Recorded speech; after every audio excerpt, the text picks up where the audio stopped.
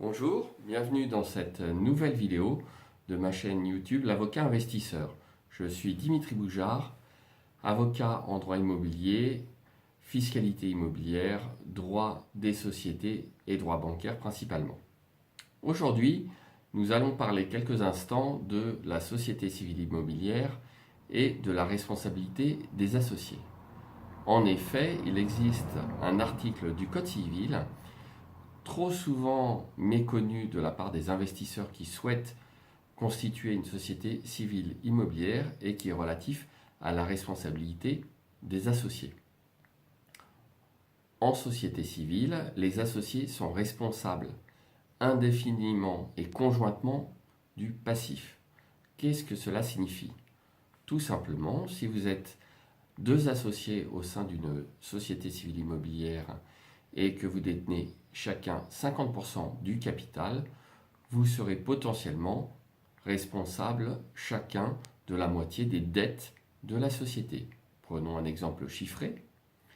Votre société emprunte 200 000 euros, vous êtes deux associés à 50-50, potentiellement vous devez chacun rembourser à la banque 100 000 euros, et ce même sans signer d'acte de cautionnement. C'est une règle importante du droit des sociétés et il est impossible d'y déroger. De plus, et bien souvent, lorsque vous allez contracter un prêt pour acheter un bien via une société civile immobilière, la banque va solliciter votre cautionnement. En fait, c'est une garantie supplémentaire pour la banque qui va dès lors pouvoir demander une garantie solidaire et indéfinie. Je reprends mon exemple chiffré.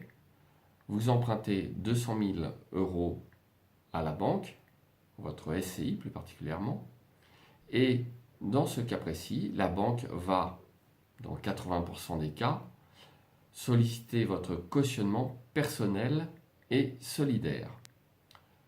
Chacun des deux associés sera donc, le cas échéant, tenu de rembourser la totalité des 200 000 euros de l'emprunt à la banque.